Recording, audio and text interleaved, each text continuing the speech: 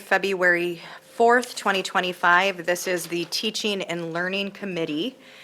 Dr. Piasek is excused this evening, and we can start with a verification that the meeting was properly posted. Yes. Thank you. Moving into the next item, it's the approval of the teaching and learning minutes from the January 7th, 2025 meeting. Are there any comments, questions? Be looking for an approval or motion? So moved. Second. Okay, all those in favor say aye. Aye. All those opposed say no. All right, we now move into the opportunity for public comment. Do we have anyone signed up to speak tonight? No. Okay. And the next item is discussion and possible action on update to Board Policy 2131, Educational Outcome Goals and Expectations. Good evening. So as I pull up my screen here, what I want to bring forward is the policy that we have here tonight. What I'm bringing forward is recommendations really to align the policy statement with the state statutes. So as you look at the policy, just give me 1 second. There's minimal changes to this policy, and really what you see they are in green on the page 2, where it's adding the piece on letter H, where it adds the words Hmong American and Asian American, just to be in line with the state statute. The other pieces that were adjusted in green are around Chapter 161. When I was looking at the policy and working with Ms. Kelleher, we thought it would be important to give a little bit more reference to that being Chapter 161 aligned with the state statute. So we've included that information there and just expanded that in the document just for reference for other people moving forward.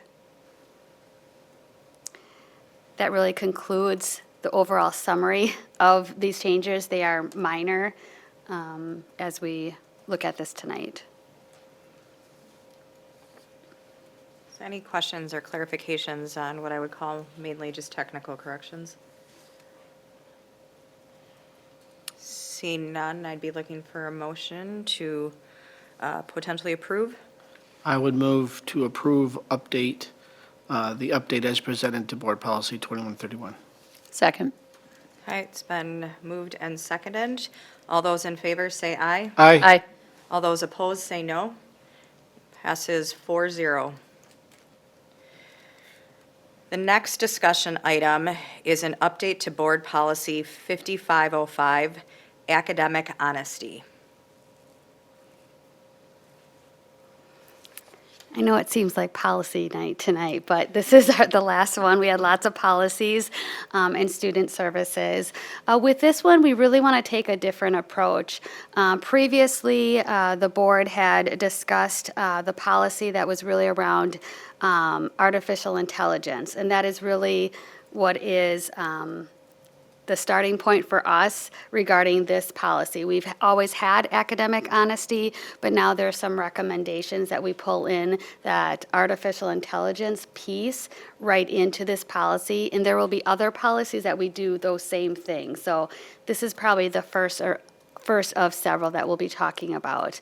What I wanted to do tonight was go over some of the recommended changes, but then really have more of a conversation around where we want to go next. Last time for teaching and learning, I brought Darren Clark here to talk about some budget stuff. So tonight I also have Steve Schloman here to help us really understand and guide us with some of the pieces around AI. So that was really the intent. So with that said, I was just going to jump in and talk to a little bit of the highlights, and then we can kind of share with you some of our thinking from a teaching and learning lens, as well as a technology lens around this, and ultimately get your thoughts and opinions on where we go from here.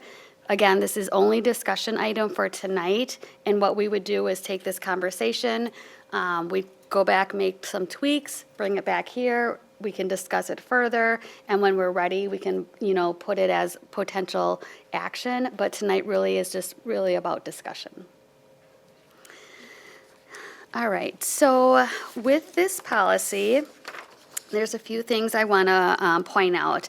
On this very first page, there are more what we would call minor adjustments or revisions with the policy. For example, in that first line, that first paragraph, really the policy is staying the same as far as the intent around. This is all focused on academic honesty. Of course, we want our students to be responsible for their own learning, and we hold them accountable for that. But within this first page, there's a few minor changes just to provide clarity. You'll see that on page 2, there's a larger section that is in green, and that really is artificial intelligence or natural language processing tools for schoolwork. One of the revisions in bringing this forward for discussion tonight, I did outline it a bit differently. Previously, it kind of went from N to no lettering and stuff, so I tried to bring clarity to that to just focus our conversation. But this is the part really where we want to focus our time and our conversation on today and talking about what it could look like and get your feedback on that. You'll see too that I outlined it so that we have the artificial intelligence part and then the unauthorized use of AI. Again, this was a little bit jumbled in some of the messaging, so we want to just be as clear as possible.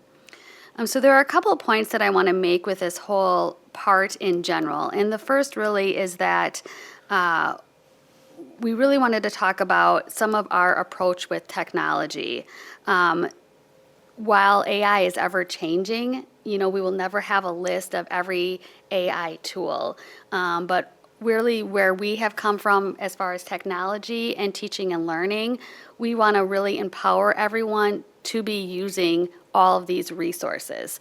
And so when you look at this list that's provided, I'll just point out letter C where it has language translation and E, accessibility. These are pieces that we really are focused on having all of our staff and then students be able to know and how to use these when needed.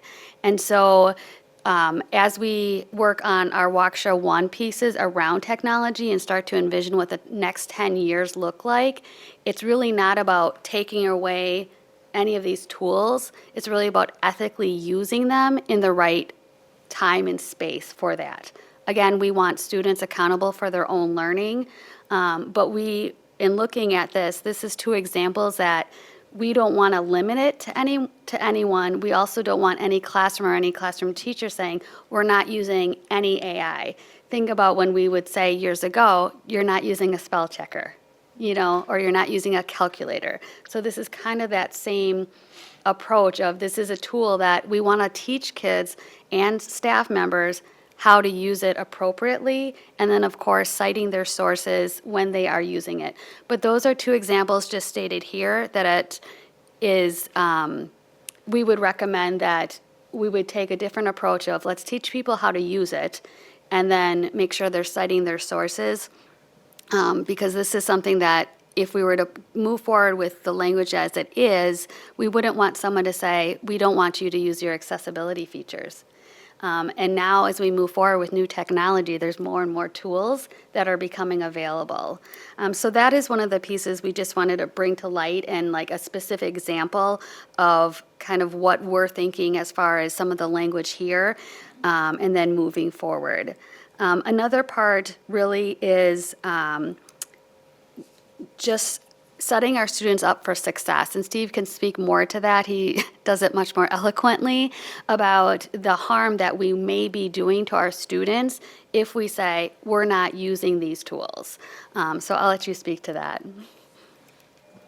Thanks, Jed. I think the concern is that these AI is not going to go away, right? It's not a fad, it's not a passing thing, and there are schools that are embracing it, and there are colleges that are embracing it. There's career paths that are being developed right now in it.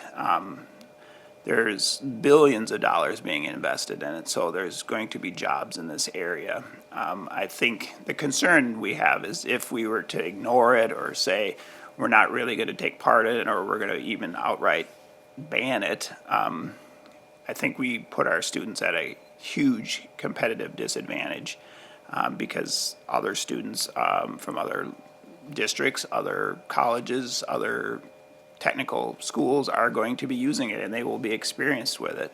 And we know, it is a fact that AI is basically just as good as the prompt that you write, right? So it is, you're basically learning to use that tool, and the best way to learn to use that tool is to be taught and use it appropriately.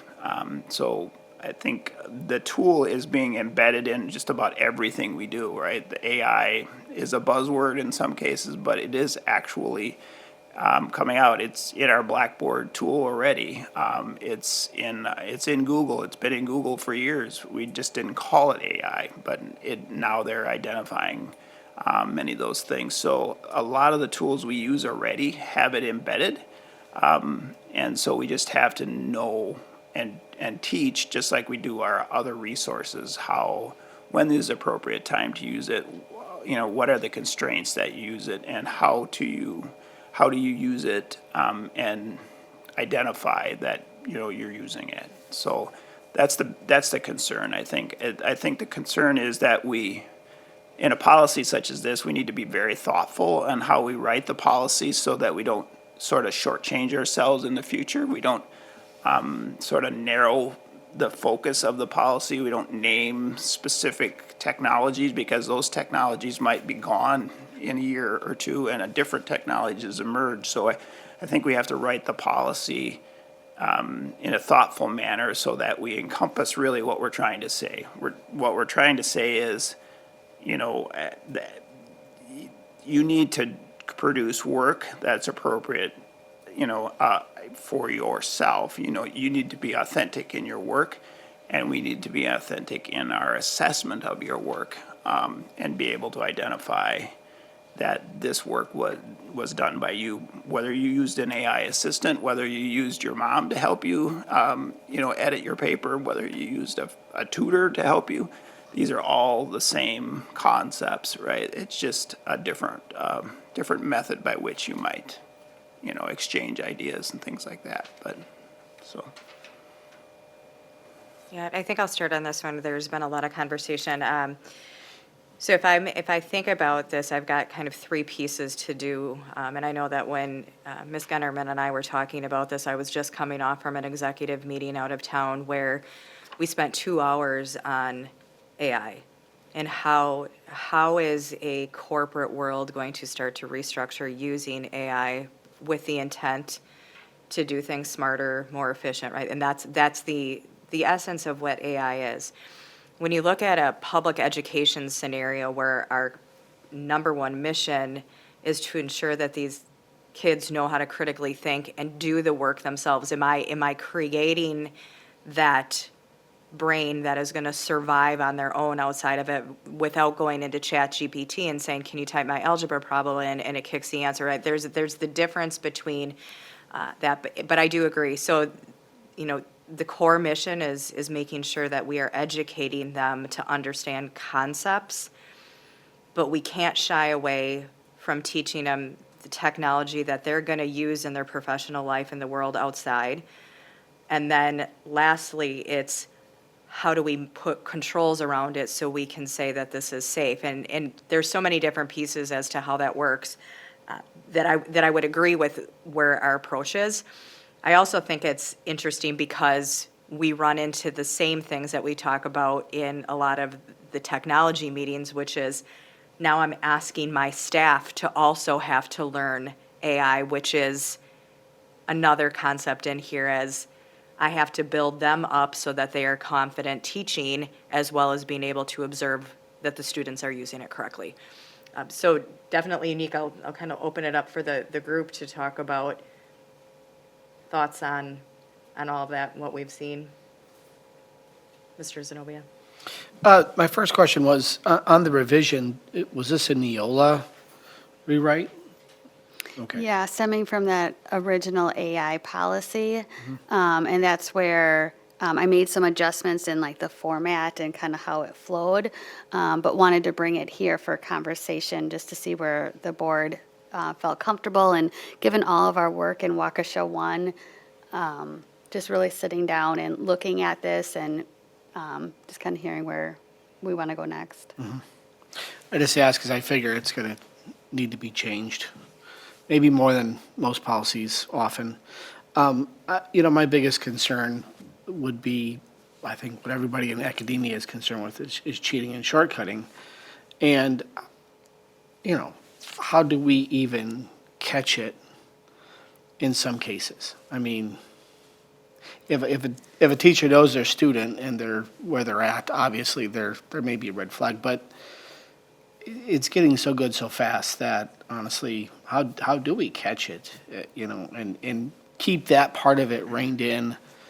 Because I agree that you have to allow this because it is going to become everything to do with technology. It already is. So, but maybe you could shed some light on how do we catch it if we need to. So I have had several conversations this year, just recently, about what do we have that can detect this, right? What can we put into place to tell me whether this person is cheating with on this test or this paper that they did. It is very difficult. It's becoming more and more difficult, and so this is, I think, why our approach is we're not going to try and stop this because it's a futile effort to try and do that. It's almost futile to try and detect it. What it is you have to approach it up front. You have to say, well, we're going to assume you're going to use some tools like this, so we're going to lay out the guidelines by which you can use these things, and we're going to also adjust our assessments or our assignments or things so that if you do use it, we can see how you used it. In other words, for instance, if you're thinking about critical thinking or questions like that, maybe what you do is we say, okay, we assume you're going to use AI, so show us the prompts that you wrote, your original prompts that you wrote to ask AI to help you, right? And show us the revisions that you did to those prompts to kind of get to the end product you were trying to do. So the critical thinking and the prompt writing almost becomes the assignment, right? So we're feeding this in to get AI to get us a result, right? So you're thinking about it differently in that way. You're not saying, hey, the end product is not necessarily the assignment. The end product is show me how you got the assignment. Just like it's like when you do your math homework, we don't necessarily want the answer. We want to see how you got to the answer. And so those are the types of things I think we just have to think differently about it, because I would agree with you, Mr. Zenobia, it's very difficult to detect this stuff at the end game. So I think we have to intercept it early in the stream and say, okay, we're going to take a different approach. I think we also want to set our teachers up for success too, because if we have them go with the mindset of we're never going to use this, or that extreme, and then it comes back that they do or may have, we just really want to set our teachers up for success of giving them professional development about how they can use it. And there's some features that can make their job even a little easier too. So we want to spend the time front loading that with teachers and students so that they're not in a spot to say, all they can say is, well, I think you plagiarized this from AI. We want to take a different approach. Mrs. Koenig. Thank you. Mr. Schulman, I completely agree with you. It is futile to think that this is going away and that you can somehow regulate this and spot it. And to be honest, I don't want our teachers to have to focus on being, detectives, AI detectives, what have you used? And, it changes the purpose of what they're trying to do for the students. I love the idea of looking more at the process and talking about how we know they're going to use it in some capacity, maybe building within the assignments a framework to be able to document how are you using it? What did you start with? Where did you go next? How did you revise? Because again, it is about the process, and that's where they're truly going to learn. So whether they come up with something, assisted, or on their own, the end product, it's important that they saw the journey, and we can see as educators the journey to get there. So I love that approach at this point. That's where we're going. Brooks? Thank you.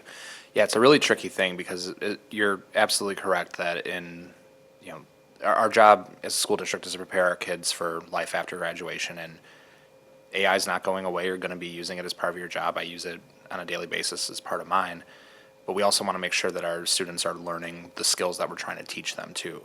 And yes, part of that is being able to build the prompt that gets you that final result, but is the skill that we're teaching kids to be able to type a prompt into an AI generator, or is the skill to be able to teach them how to read and interpret a text and, understand a math formula and being able to navigate that, right? Like, I don't want to reduce our learning goals to, can you write a prompt that AI can understand? Because you can also copy and paste that prompt into AI and say, edit this prompt to make it, worded better. I mean, for an experiment's sake, while you were speaking, I asked ChatGPT, write a school board policy on AI and academic honesty, and it spits out a 7 bullet pointed policy that looks very similar to what we're looking at right now. So I mean, it's scary how fast it's evolving, and it's not going away. It's going to be a part of it, but how do we make sure that our kids are getting the skills that we're actually trying to teach them? And are we teaching these AI pieces and how to use it properly versus improperly as part of our digital citizenship conversations that we're having with students as well? And I would say that is exactly where we'd like to go with our energy. We'd like to spend our energy on the positive side of this and controlling it and channeling it for proper good, as opposed to spending our energy trying to say, no, we're stopping this. So I think that's exactly what our approach is going to be, because there are proper times that to use tech tools, and there are times when they're just not appropriate, and the same goes with AI. I mean, we just have to empower the educators and sort of get them comfortable with it to the point where they're not afraid of it. It's really their ally, basically. Yeah, I would agree. I am far more on the we need to embrace it as a tool because this is what they are going to be using, and then build the structure around it. Just out of curiosity, how many AI tools are we aware of that we are using? Well, in terms of strict, like, hey, this is an AI tool, probably 2 that I know, but I mean, there's probably at least another 6 that have AI embedded in them. They're not considered a straight up AI tool. But for instance, Canva has AI in it. We use Canva almost every day. Everybody uses it like hundreds of times a day, right? That tool has AI in it, and it generates images, and it's saved countless hours of time for folks and created many more great images for them. Blackboard as well, right? Some of the development going on there is pretty impressive. So WebEx has AI in it, right? So YouTube that we're streaming this meeting with has AI in it that's allowing it to do closed captioning and doing chaptering and things. So it's just everywhere.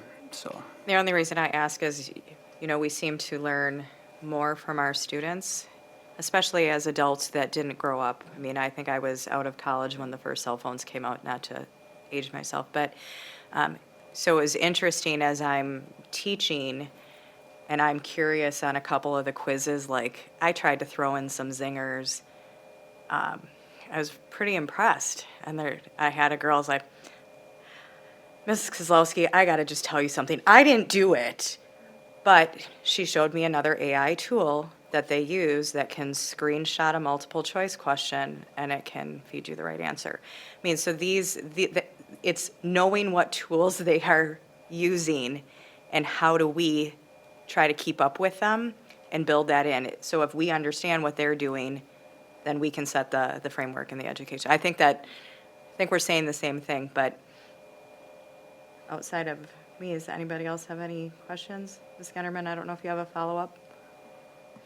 Really, I think just based on this conversation, what we would do is go back to the table and do some edits and bring them forward to try and put words to some of the things that we said tonight and capture that.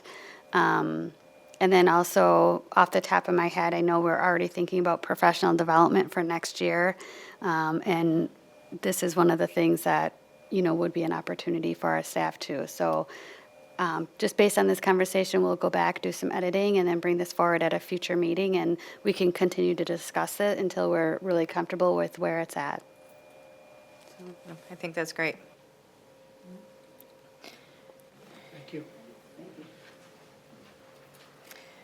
All right, moving into our content areas, social studies, we are going to discuss and have possible action on the approval of the AP psychology resource. Yeah. So Ms. Ryan is joining us again. This is the third time the team has been back. So they just really want to jump in, just highlight a few things, and then really share some information regarding some of the dollar amounts and plans moving forward.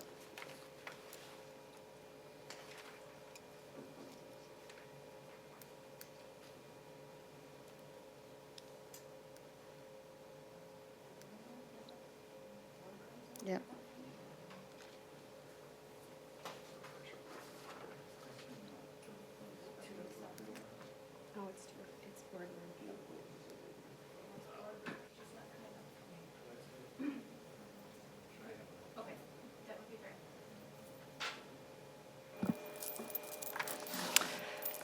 Good evening. Mr. Wimmer, our social studies teacher, teaching both AP Psych and Psychology at Waukesha West, is here with me tonight. And we are here for our final, hopefully, presentation of our AP Psychology curricular adoption.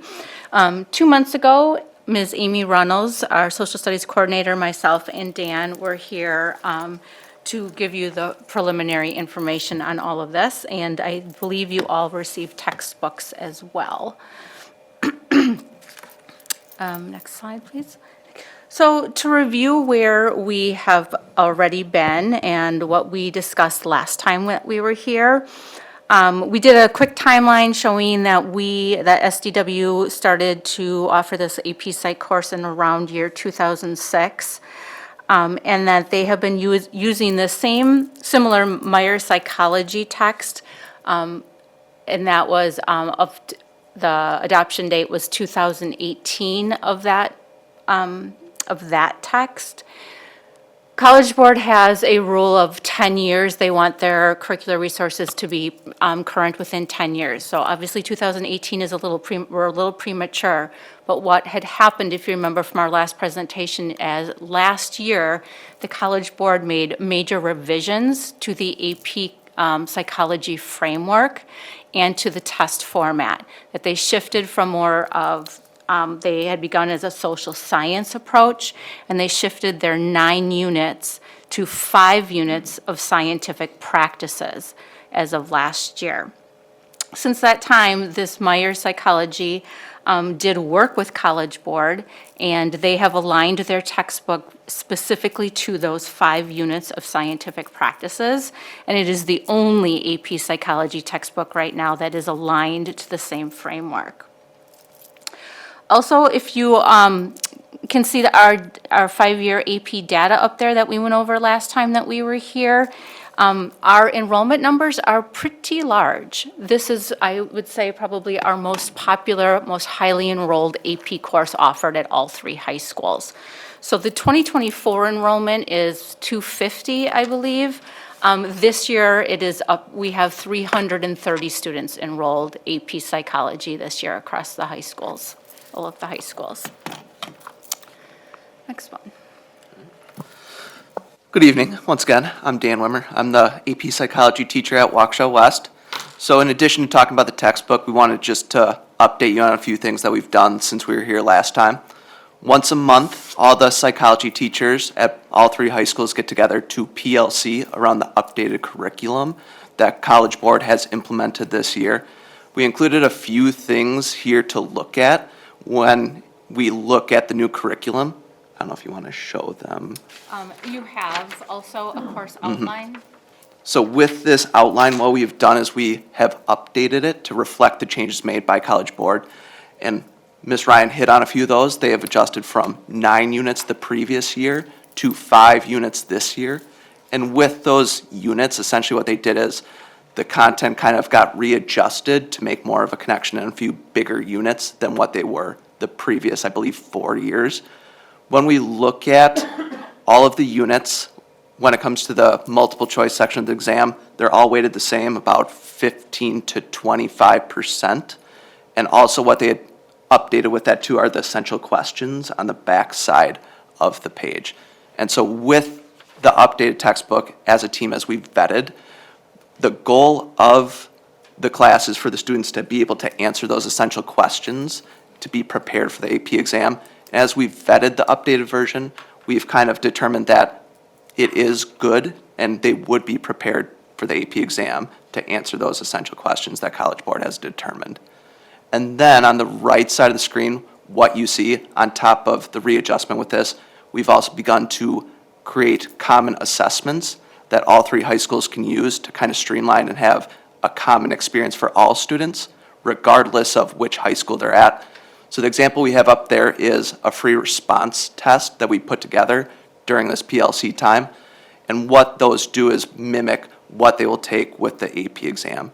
And with those common assessments, what will be good about it is with one test being given at all schools, it'll allow us to collect a lot of data to see how our students are, or how our students are performing, and then support them to the best of our ability. Can I just ask one question on that? Yep. Before we jump in?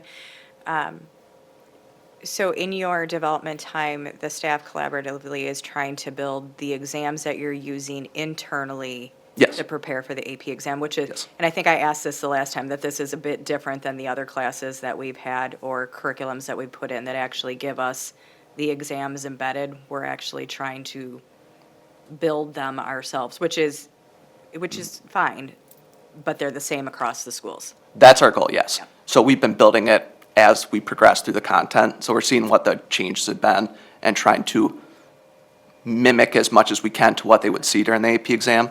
And what's been nice with College Board is they provided a huge database of test questions that we can use. So we go through it and make sure, especially the key vocabulary is hit with all those questions. Got it, perfect, thank you. Yeah, so to clarify, you're using the AP college questions. You're not creating your own questions. Yes, that is correct. Got it, no, thank you. So then that brings us to the cost and implementation. Again, we are at about 330, 340 students enrolling in this class. It is a hefty cost. With all of the curriculum that is in the future, we looked at the 7-year, 8-year, and 9-year quotes. With that, we think that the 8-year is probably our best financial and where we'll kind of land well with when social studies again will have to be renewed as a whole. One positive is we don't really have a cost for professional development at this time because our psych teachers are using PLC time on that Monday release time, professional learning time. They are coming together as a cross-district PLC time already and doing this work during that time. They are already familiar with the Myers book, although they're using obviously the updated version now, are going to have to, and making some revisions. And we will have, if this is adopted, we will have time during Summer Institute to really finalize that before we get into next year. With that said, this was our kind of our proposal recommendation for AP Psych. If you remember, at our last meeting, or last time we were here presenting, we also discussed that we have a semester psychology course.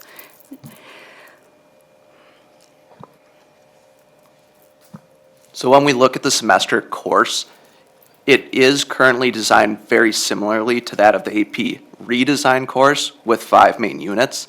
We don't really have a designated resource for that introductory course. In the past, we've used the AP textbook to use that for the students who enroll in the semester course. We would ideally like to get additional textbooks to use as the main resource for both the AP and introductory course. What'd be nice about that is because it would align both the courses, where students who would take the semester course, we wouldn't read the textbook fully cover to cover like we would in the AP course, but use designated sections to kind of give them a taste of what the AP course would be like. Because a lot of kids who do take that semester course are just kind of interested in the topic. They want to see what it's like before they just jump into the AP course. And we think that would be a good way for them to kind of understand what all gets covered, as well as work on the scientific skills they would use if they were to plan on taking the AP psychology course in the future.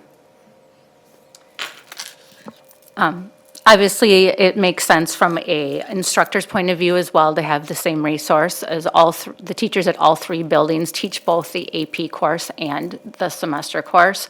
And as Mr. Wimmer talked a little bit about, like, their hope would be if a student takes the semester course and really does like it and does well, that they would maybe take it the AP course in the following year and could take the AP test as well. So it would kind of provide them like kind of a survey course for this.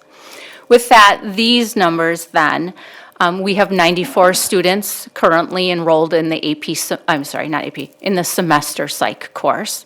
So this added 100 digital licenses to it, and this would be the ultimate then cost if we were to adopt this digital resource, the Myers digital resource for both AP psych and the semester psych.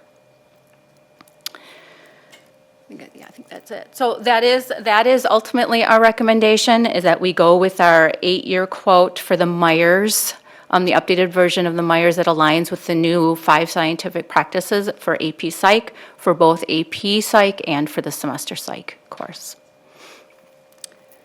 What questions can we answer for you?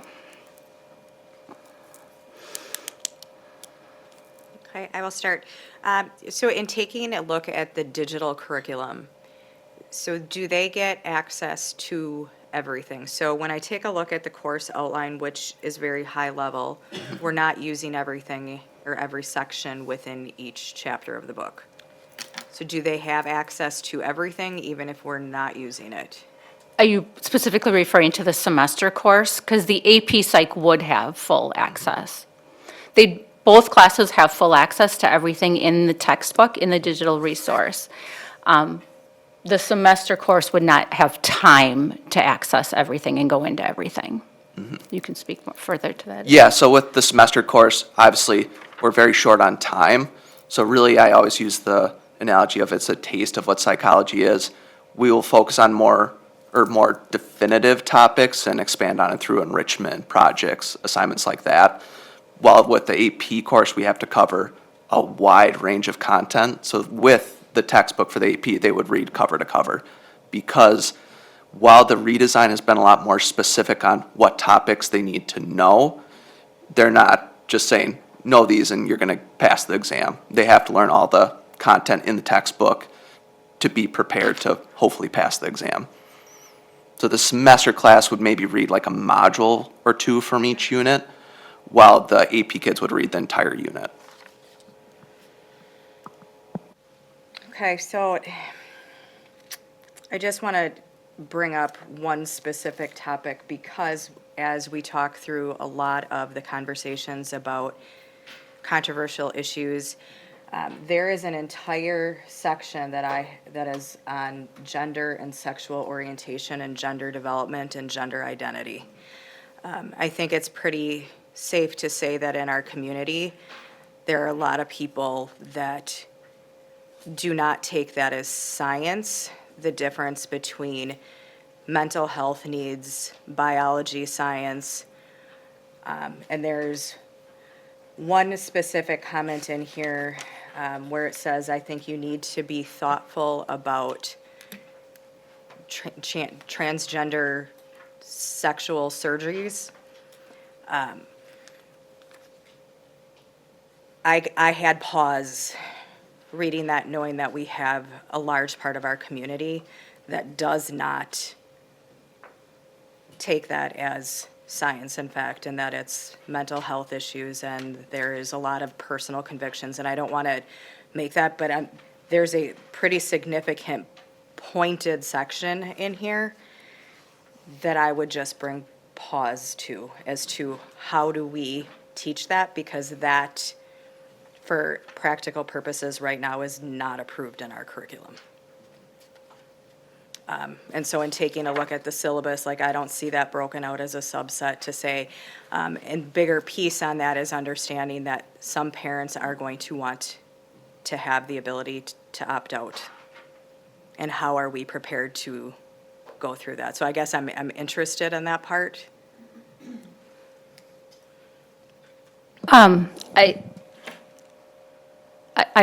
too looked at some of this, and it begins, Module 3.3 begins actually even with a little note from the textbook saying that if you may teach in a community that regards as this topic as controversial, and be sensitive and obviously find the right fit for your district, right?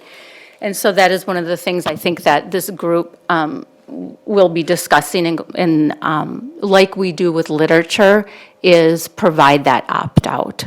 And before that, we begin this chapter is to send home communication that these are the topics that will be covered. They can access the book with their child to see if they'd like to see it, and that could be something that they would opt out of.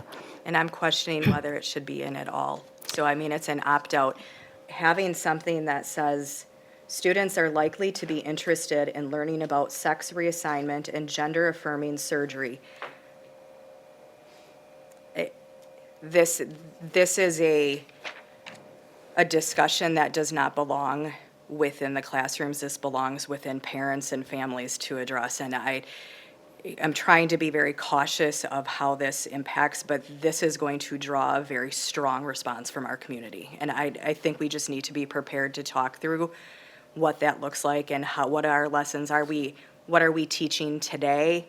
How has that changed? And making sure that when we see the syllabi and the lesson plans on that it's very fluent as to what we're looking at.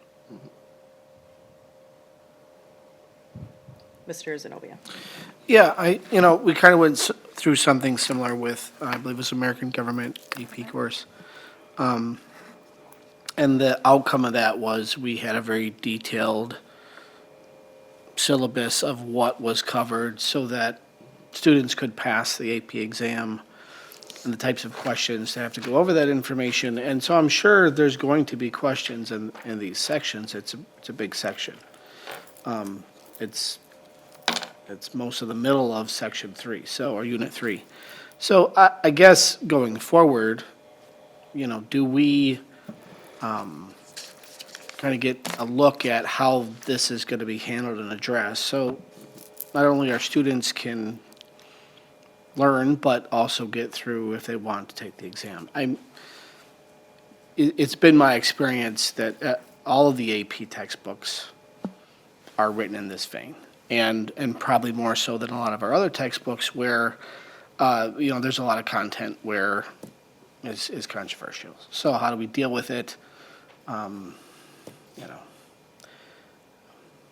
It's a double-edged sword, I guess, would be the way I'd put it. But it is a resource that's needed. It's a popular course. It's important information. This section, however, I totally agree, needs to be outlined so that parents and the board can understand how is it going to be handled. So I think you bring up an interesting point, that is, if we do not discuss it or read these sections, it is possible that there would be a question that they would miss on the AP test, right? So that is a possibility. So I think that it is, when we looked at the actual questions that they provide at the end of these units, not in my professional opinion, because I am no scientist, but they seem the questions themselves seem very scientific based when we look at those questions. So I think our answer is a delicate balance between, if we're talking about the semester psych course, these modules are not covered in that course. If we're talking about the AP psych course, it's allowing the team to find that delicate balance of how do we present this information so that they have the scientific background without approaching those sensitive topics. And I think that they need some time to work through that. So that, and I think that to Mr. Zenobia's point, that just gets us back, like, we used to get a very detailed framework of what was going to be, and I know that you're still working through that, and as, it's the steps that we go through, right? Could you please tell me if you approve the curriculum before we invest the time to go through I get that, but I would ask that that is something that the board does get to see and approve, as well as understand how we're approaching the same thing. These are tough subjects. How do we navigate through all of the various pieces of this that are not necessarily the black and whites? So that it'd be my ask. And the rest of it, I mean, I spent a lot of time with it. It brought me back to my psych days, which I agree. I loved psychology in college as well. So I get the drive to it. It's interesting. Everybody wants to understand how the mind works, and there's a lot of great value. But really, I enjoyed the bulk of that. This, I just know, will raise some flags, or at least parents will want the ability to understand that.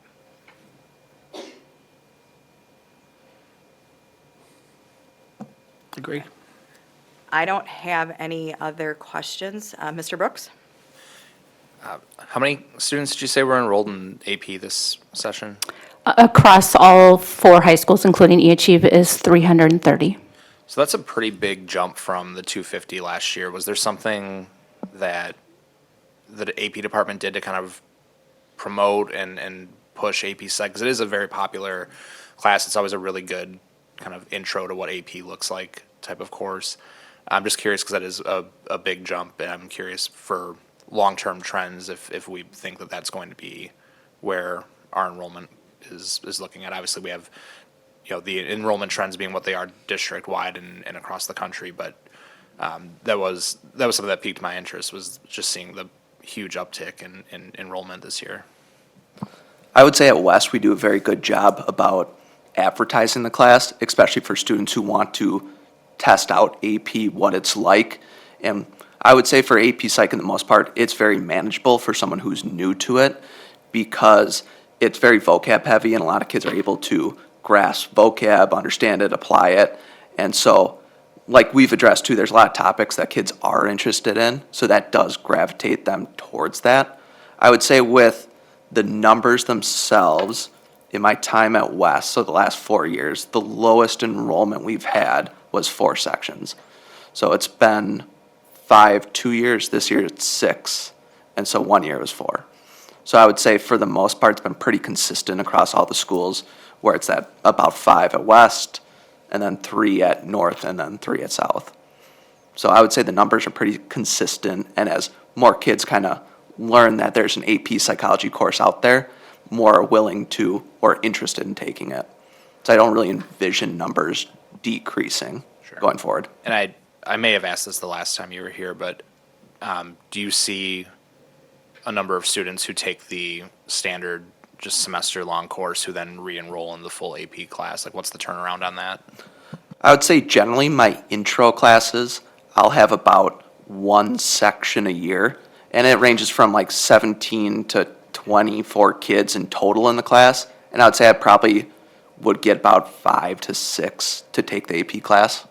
And usually they benefit, and especially with some of the units like the brain unit, we hit that pretty hard in intro psych, so they go into it and they're like, oh, I know this. This isn't bad at all. So I would say we probably get a decent chunk percentage to go on and take AP.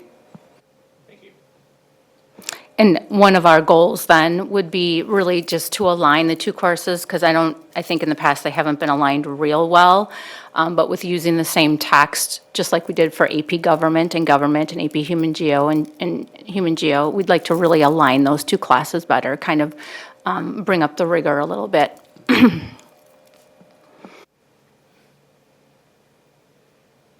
Okay, so the recommendation is a 8-year that would encompass both semester and AP.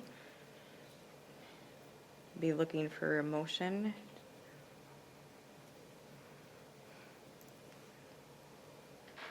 So moved. Second. Okay, it's been moved by Mrs. Koenig, seconded by Mr. Zenobia.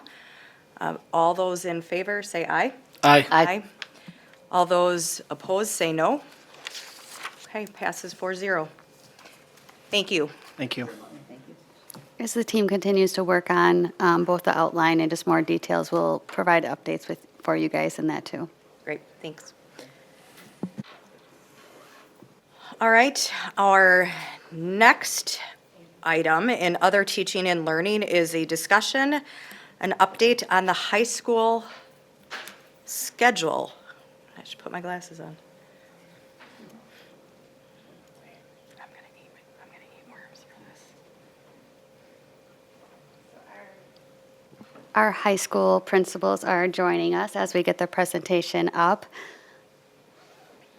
I'll just quickly have them introduce themselves, if that's okay. Maria, can you start?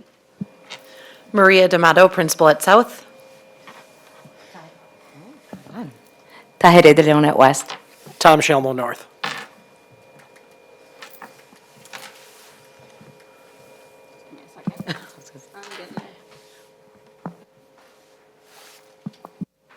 Okay.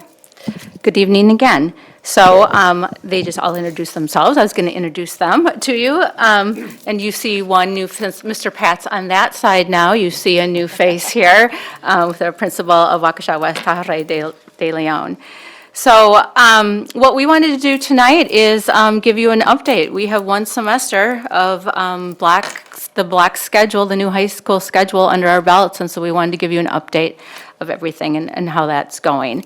So just a quick, I want to review again where we've been. In 2023, there was a team of teachers, administrators, and directors who really got together and tried to investigate several different possible schedules, weighing the pros and cons of those schedules and collecting teacher and parent and student feedback. Last fall, we came to the school board, the same team almost with Mr. Pat came to the school board, and we recommended a schedule to implement this year, and that schedule was a 4-block of 90-minute periods. We had been to another local school district, and we had visited them, and we had also put a week practice in place last spring. So in spring, we communicated that to all of our stakeholders, had parent meetings, and we started providing professional development to our teachers, as we are continuing to do, around best instructional practices in a 90-minute.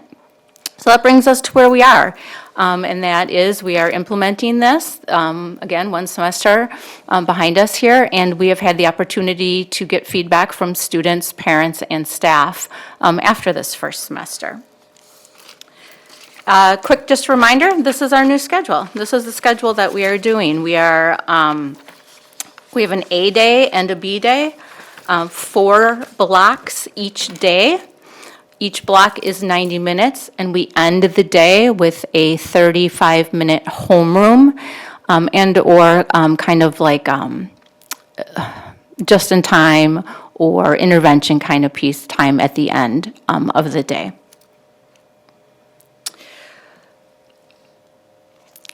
When we came last year, we really focused on these 6 priorities for our high school schedule. We were looking for something that was student-centered, so students could get the classes that they needed, and be provided a time and opportunity for other courses, like post-secondary courses. Also, we wanted to try to increase some of our instructional minutes and the instructional focus that was happening inside the classroom. Number 3 was a real priority for us as we investigated other schedules. We realized that there wasn't really an academic achievement advantage to one schedule over another, but there was definitely workload advantages for both students and teachers. We wanted to slow down the day and bring a focus on 3 to 4 classes a day for both students and teachers. We wanted more time and more of a manageable focus for all of our new curricular resources. And then, of course, as always, we want a student-centered programming to meet students of all varying needs within a 90-minute. So here is where we are. So we surveyed our staff as well as our students this school year at all 3 of our high schools around our priorities. So the first priority being student-centered schedule. You'll notice on the left-hand side, there was a question that was asked to students about elective classes. 84.2% of those students were favorable in that they were able to select the elective courses in which they wanted to be a part of. On the right-hand side, you'll see another question. This is around core academic classes, and 90.2% of students surveyed favorably that they were able to select the core academic courses that they wanted within this block schedule. The second priority that we surveyed the staff around was that instructional minutes and that increase in that minute allocation. So we asked how the transition has gone, and 91.7% of our staff that we surveyed were favorable that they were able to impact the delivery of their lessons around this priority. Another priority that we surveyed both our students and our staff at all three high schools was around the manageable workload for both students and staff. On the left-hand side is the student survey, and we had 79.5% of students respond favorably to the workload being reasonable. And then on the teacher side, which is the right-hand side, we had 81.7% of teachers respond favorably to their workload being more manageable within the block schedule. And then additionally, we focused on the priority of 3 to 4 classes per day, slowing things down for students and staff. On the left-hand side was the student survey. 90.6% of students responded favorably that they agree this has slowed things down and allowed them to focus on those courses on each day. On the right-hand side is the student survey. The teacher survey, thank you, and 91.8% of teachers responded favorably that this has slowed their day down and impacted student achievement and performance within their classroom. So Maria shared, there we go. Maria shared some of the, overall data and the numbers, and so we have some comments from students and staff to share as well from the surveys. One of our priorities was to have the longer classes allow deeper learning and more flexible learning opportunities, and I think we're seeing that really across the board. Students and staff are feeling less overwhelmed. I think with our old schedule, if you remember, was the drop 2, so you might see your second hour class on Monday, Wednesday, Thursday, Friday, and so trying to navigate through that was a bit confusing for students and for staff, and so now to have a specific standardized schedule every other day has been really helpful. I think teachers have been reporting and students have been reporting it's nice to have that day in between for students. You know, if a teacher assigns you something on Monday, it's not due till Wednesday, so you have Monday and Tuesday night, you can split it up. So students have reported that that's made them feel less overwhelmed. AP teachers have reported that it's been nice to be able to dig deeper into content on a daily basis with their students. Teachers are starting to get accustomed to the planning time that comes with it. They're getting a set amount of prep time each day. It's not differing from day to day. And then for an example from our special education department, our students are able to get out and do more community trips now that they have a longer window of time to do so.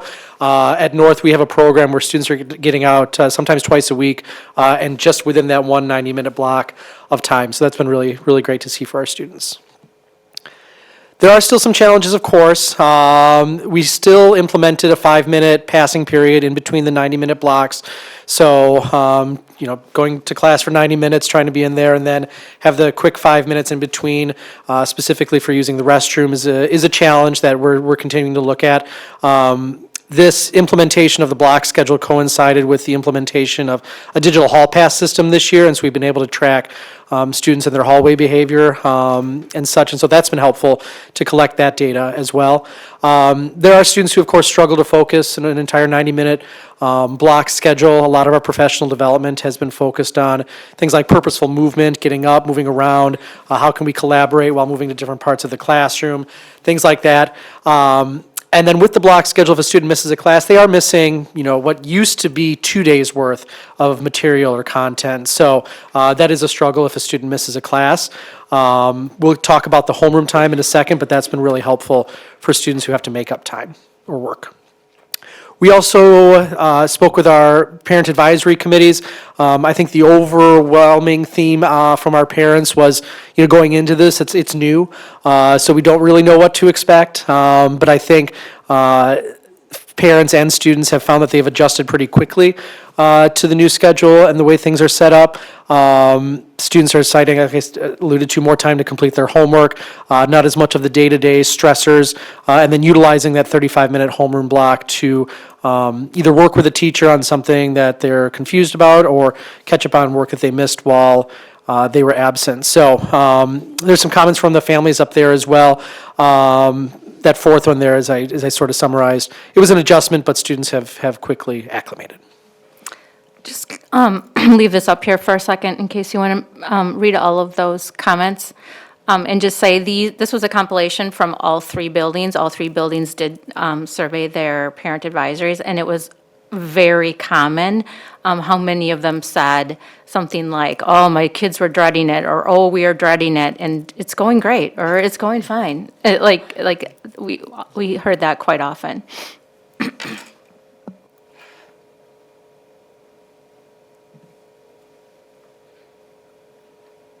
And speaking to the homeroom a little bit, obviously, we know that at the end of the day on Wednesday, Thursday, and Friday, we have homeroom from 2:30 to 3:05 block. And this is some of the feedback that the teachers and students provided us regarding that time frame.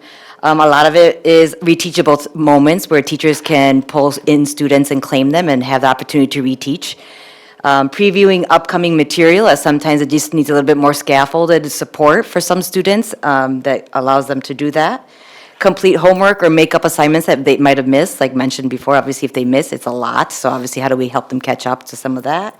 And then obviously, teachers focusing on anybody that might be getting an F on their class or got an F on a summative and want to review that summative to support them in closing that learning gap that might still be present. And then obviously continue, like sometimes kids use it as another study hall, especially if they don't have a study hall in their regular schedule. That homeroom time allows them to actually catch up again, look at their schedules, look at their to-do list, and catch up as well. On the right side, the students' perspective, some of the things that they shared were, like retaking assessments have been super helpful to do in homeroom time. Making up work from absences again, so very similar to what the teachers were saying, and receiving extra support from teachers. And then lastly, again, the study hall piece. We want to reiterate, I think Mr. Ryan Pat shared with you guys already, but we were super excited to see this behavior because we actually feel the impact as well, specifically for our ninth graders, because we know coming in as freshmen, sometimes that freshmen are still learning a lot, as you can imagine, but a decrease of 44% for the ninth graders, the 9th to 10th, a decrease of 30%, 23%, and 64%. And I do want to read this one because I love this feedback from this parent. It said, a teacher, I apologize. I have an AP class and a freshman class during fourth block at the end of the day. My fourth hour freshman class is just as engaged and on task as every other freshman class, or even more so. In the previous schedule, eighth hour classes, particularly on level core classes, were notoriously off task and could be extremely challenging. So it is a huge celebration to have classes at the end of the day who are still deeply engaged and successful in learning. So that was beautiful to hear from the teacher on that end. And then again, the last thing for me is like just the huge celebration of then and now. We said, based on the week, how much are you looking forward to next school year? When we did our preview last year for that week, we had a percentage of, do we have that? Oops, thank you. 85.2 teachers responded. And now we have a percentage of literally 92.7%. So really taking advantage of that 90-minute block, diving deep into instruction and supporting students at various levels have been super, super helpful this year. So again, I just want to sit on this a little bit. I think last year when we presented the left-hand side, we said, okay, we did a week practice, and we did that week practice the week before spring break, if I remember correctly. And after that, when we surveyed teachers, 85.2% of them were positive about it, looking forward to this. Now, after they've done it, they've lived this now, the reality is even better than what they expected, and we have 92.7% teachers responding positively about the schedule. We never have this high percentage. Never. So it's super exciting. Can I just ask real quick? Sure. From the, we love seeing this, but of the 109, what was the total population of teachers that were actually surveyed? I have about, Probably about 200, I would guess. probably, I've got 64. I got 80. And I have about 80. Okay. That's a good question. Okay. 204. Yeah, I think so. Yeah. So we got about half back. Yeah. Any idea on what happened to the other half? Good question. I don't want to be a Debbie Downer here, I'm just asking because I want to understand the total population. But this is great. Survey, yeah. Google form. Google form survey. And just narratively, I think that we could all speak to, when we speak to teachers in the hallways, they are positive. Like they stop me and tell me how much they love the schedule, like whenever I'm in a school. So I think that we all have stories like that. It's not that we don't ever hear challenges, we'll hear a challenge here or there, but outweighed positively much more. And I think the biggest challenge I hear from the parent side when we did our parent survey was like, my kids say that sometimes the teacher's still talking a lot of the time in 90 minutes. And we're like, yes, we're working on that with professional development, again, engagement, strategies and collaboration and movement, because obviously nobody wants to be lectured for 90 minutes straight, so. But obviously, that takes us to our next slide. I think on next steps for us to continue learning for professional development, number one, obviously, our technology used for Blackboard Ultra and transitioning to that full next year. AI continued learning, and then obviously using our iPad for classroom management and continued learning as well. Number two is that chunking of lessons, again, and making sure that we're chunking it throughout that 90-minute block and using our AVID strategies over core and that gradual release learning that we've done with our staff. And then a huge learning, I think, for high school, which I'm super excited about, is that small group instruction, intentionally planned small group instruction during that 90-minute block, which I think will be a huge next step. So some of our next steps then are, all of our teachers are in the kind of curriculum revisions because of pacing. Because, they're not just cramming 2 lessons now together, but they do have to kind of figure out this pacing and what can I leave out, what can I dig deeper in. And so all of the PLCs are really doing that. Building professional development at each building. We have a pretty tight system among the 3 high schools and a focus on our WIC core strategies and on our gradual release. I think Tahare just really did mention the one thing is, it's sometimes subject specific and sometimes teacher specific if they are still lecturing for long chunks of time, if they're not getting up their students to move, versus others who are out constantly changing pace every 10 minutes in their classroom, right? So we're continuing that professional development. It's real interesting too when you talk to students, if they like it or not. Well, it really depends on if they like the subject or not, right? Like if they love math, it's great in math. If they don't like math, math is awful. So it really varies with that. We are focusing this month on our Winter Institute on AVID pathways. We will have all of our high school teachers trained on one AVID pathway by the end of that day. And part of that is for this chunking and establishing strong routines and structures. Our teachers are really seeing the need now that they have to have strong routines and structures established in their classroom. We're continuing to work out a few of the kinks. And then we discussed some possible minor adjustments, especially on some of the parent suggestions, which sometimes are good suggestions, but we also want to keep in mind that we don't want to change things too fast, and we feel like we have a good thing here, and we really want to stick with it for maybe 2-3 years before we try to make any changes. Anybody else? So that is our presentation, and what questions can we answer? Ms. Koenig? I have one question, but just something to say first. So Laura, you touched on something I wanted to mention. When I talk to just students, that are in the district and even teachers I still communicate with, they do really like this. I know you said, even though they all didn't, and I don't know why you just wouldn't respond to a survey because, let your voice be heard kind of a thing, and only half did. But I can feel like when people talk about it, they were a little reluctant at first, like last year, they were concerned, they're like, I hope this goes well. Everyone I've talked to is very positive. They really do like this, and I think they're surprised at how much they really do like it. Just getting back to something you mentioned with regard to some teachers still talking a lot, I have heard that as well. I'm wondering if maybe an idea, like if there's a way to solicit individual class student feedback with regard to the teacher and how they're managing their time, maybe just a general Google Doc that a teacher could use and personalize it and send it out to their class, give them a little time to reflect.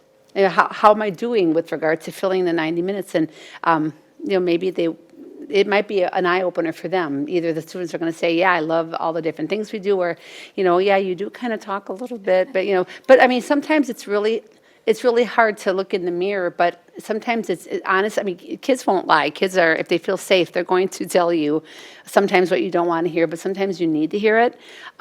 I would be very curious to see if we could have something like that for each teacher to give their class. And it could be personal, something that they didn't have to really necessarily turn in anywhere, but just a self-reflection so that if kids are feeling like a certain teacher is spending a lot of time talking, maybe the teacher doesn't even realize that how the kids are feeling. So sometimes just having that feedback and maybe toward the end of the year so that they have all summer to reflect and maybe think about some changes that they want to make. So, I mean, I'd be very curious to see if that could be, a voice for a way for the student's voice to be heard with that 90-minute block. But overall, I've heard great things. Like I said, everyone seems very positive about it. I'm anxious to get out in high schools and see more of it.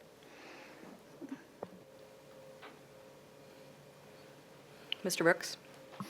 Yeah, this was great. I really appreciate seeing a lot of the positive responses to this because, in education, things are constantly changing and change is hard, and one more change is not what especially staff always want. But just speaking from my personal experience, I mean, when you have a 45-minute class, it feels like you're constantly up against the clock and you miss things and you feel like you're behind and you just don't feel as accomplished. But when you have that extra time and you're able to pace your lessons a little bit more and you can work in some of those one-on-one times with kids, but you walk away from that class feeling a lot more accomplished, and you have that extra day in between to reflect on things so that if you did miss something, you can make a note to address it. You just don't feel like you're falling as far behind as you do when you're constantly rushing and you have another class coming in 5 minutes to do the same thing over again. So I'm really excited. I remember when this first came up, and I'm like, I had a couple parents that I was speaking with who are very reluctant, and I've not heard anything bad about it. So I'm really grateful to hear all this. Thank you. Well, big kudos. I look back as to where we started and all of the work that went into and the tours of other schools and the research and the planning and the segment and testing it. And I think it's a really big commitment to the work you put in to why we're seeing the success that we are. I think this is tremendous and really well done. Mr. Zenobia. Thank you. The presentation, very positive overall, excellent. It's probably too early to tell. It looks like there's some impact on behaviors for sure, which is probably even bigger than what I wanted to ask is grades. I mean, do you see that? I know that's really a big overview, but what are your thoughts there? Are you seeing positives already with just one semester done? I don't know if do you have any data on that? Nothing specific. I think I'm most excited to see some of that AP data at the end of the year, see some of that ACT data at the end of the year, just to see if there's any correlation. But I don't think we have any in-year data points on that. We did just do students on high honor and honor roll. And we did the percentage of students, and we are, now to say this is because of the block schedule, we don't know. But we are up 4% over last year of students that are earning those honor and high honor roll. So one piece of data that we have from first semester, huge celebration. But again, to say that that's because of block scheduling, we don't know why that is, but certainly something that we are happy to see. Yeah, excellent. Thank you. Great, thank you so much. This was truly a really nice presentation. Thank you. Thank you.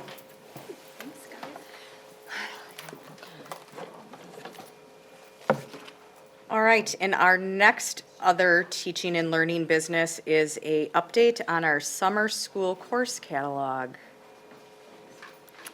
Yeah, so Mary Garcia Velez is going to join us back to talk about summer school. Previously, she was here. She really is the arm of teaching and learning when it comes to summer school and does a really good job organizing all of our efforts around that.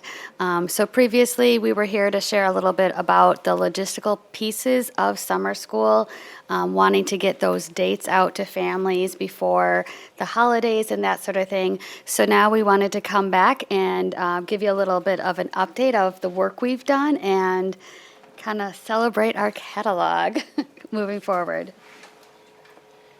Hello, is this on? You got- Hello, how about now? Okay, so we have gotten a lot of things moving forward and much earlier this year than we've done in past years, which is kind of exciting. So I'll just pull it up. I thought it was. Some of the information you'll see will be similar to what you saw before, just as far as the schools that we have where summer school will be taking place.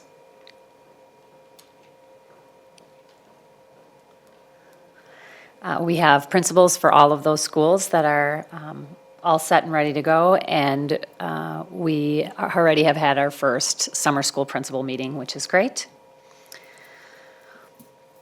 So our dates last year, I talked briefly the last time I was here that we had the opening for summer school all on the same day, which was a little too much for the system to handle. So now we have spread things out.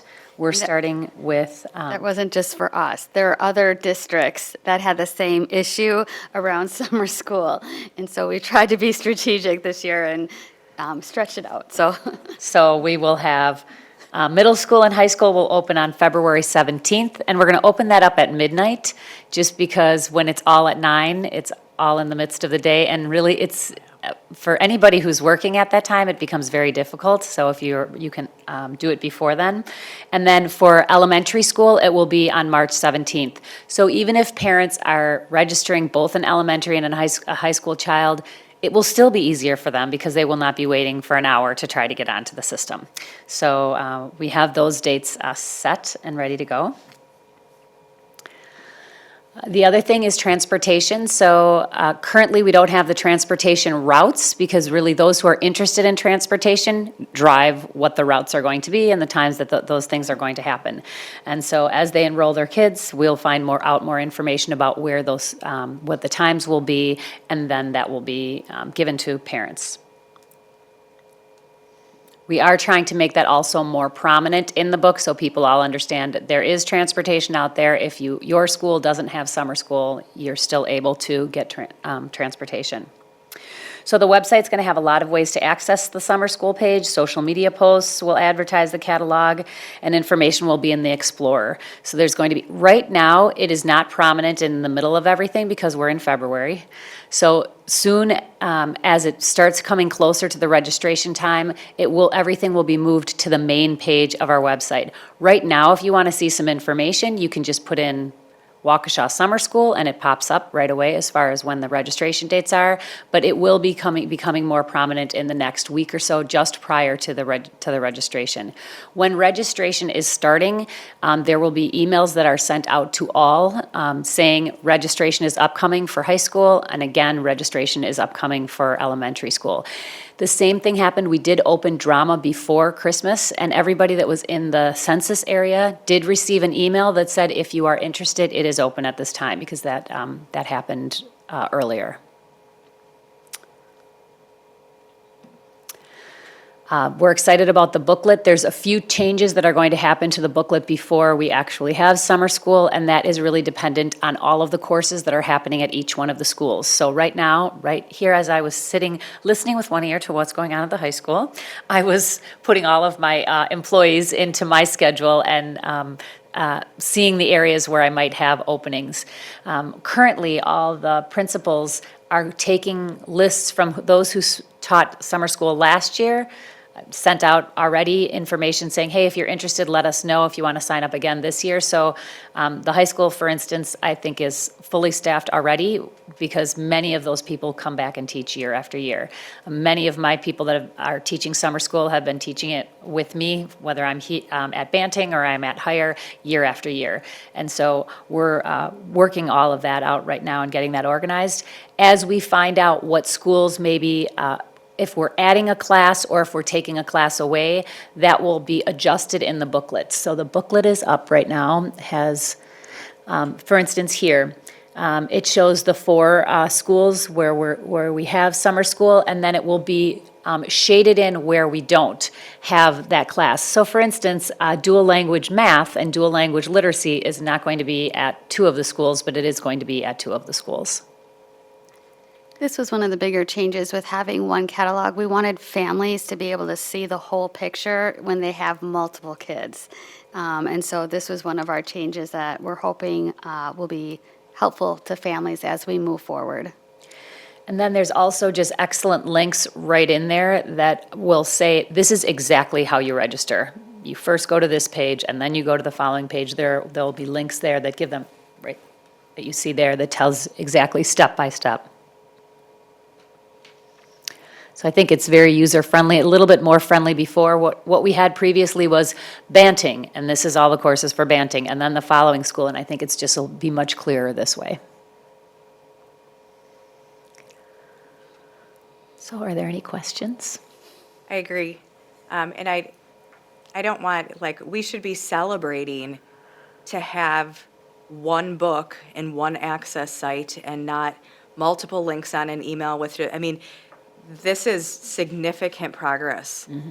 It's thoughtful of the families. It gives everybody a one-stop shop. We don't have to look on it. I think I've talked a lot that when you're a parent in this district, it's very hard to function with all of the different resources. So you have your homeschool website, you have the district website, you've got different, it's confusing.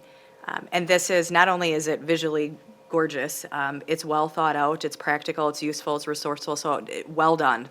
I think this will, and staggering the onboarding, which I still think is funny in today's technology. Don't they do load testing? But that's a separate subject. Well, and teachers were having a difficult time. They were like, you're killing me. I can't get onto the system. I'm like, I'm sorry. So now they can get up early. No, this is great, and early, significantly early to release some of this from prior year. Yes. Yeah. Questions, Mr. Zenobia? Just, no, I agree. It looks great. I mean, it's nice to put it all in one place so that people can find out what they want to do and what the options that they have.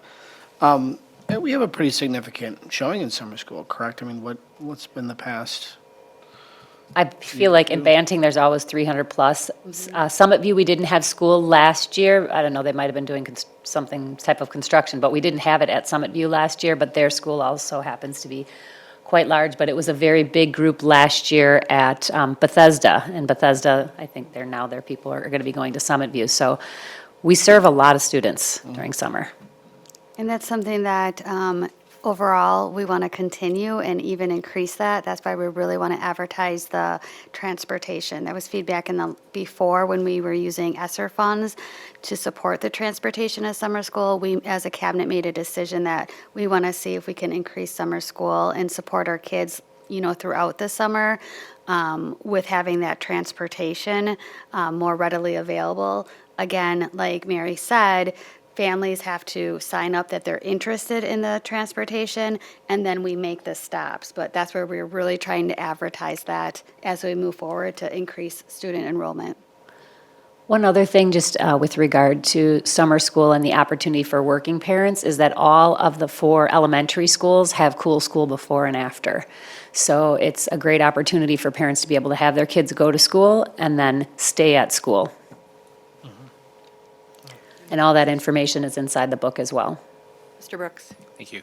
Yeah, this was wonderful, and I really enjoyed reading all the course descriptions. There's so much to go from, and just kind of covers a wide range of activities for various interests, and it was really well done. So I have a question about so in the reading readiness for grades 1 through 5, it says most students with reading goals in their IEPs should be enrolled in reading readiness at their grade level. So we talk about Act 20, the literacy bill that was passed last year, or within the last 2 years. Part of that is a reading remediation piece. If students aren't, if a student gets the individualized reading plan and they're still not able to test out of that, they have a reading remediation piece. Would this be the course that they would enroll in during summer school to meet that requirement? Right, so, summer school is always extra, but we definitely highly recommend for students who are below level you have to be recommended in order to go into those math readiness and reading readiness courses, but we highly recommend parents to do that because as it is their summer slide, and so this course really is, it's smaller groups of students and working on, areas where they might have gaps. So it is for students that have reading goals, but it's also for anyone who is below grade level, and their teachers are the ones that are giving recommendations for them. Okay. With the changes with Act 20, we may use that course, but it may look different as far as what resources we use and what that small group instruction is really focused on, just to ensure alignment. There may be a component that does include like a review of the reading plans, that sort of thing. So that is on our bucket for next year's work, to really look at our summer school offerings with the Act 20 changes. But we already have that kind of slotted, but it could be that same course. Maybe not, but doesn't mean some of the kids right now with a reading plan wouldn't be able to participate. Wonderful. Thank you. Sure.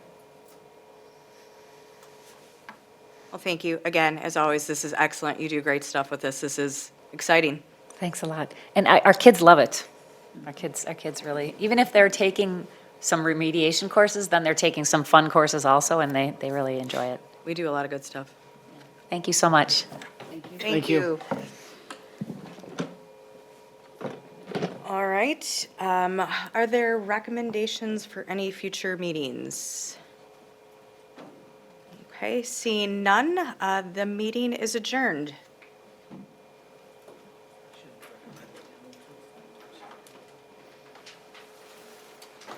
So funny.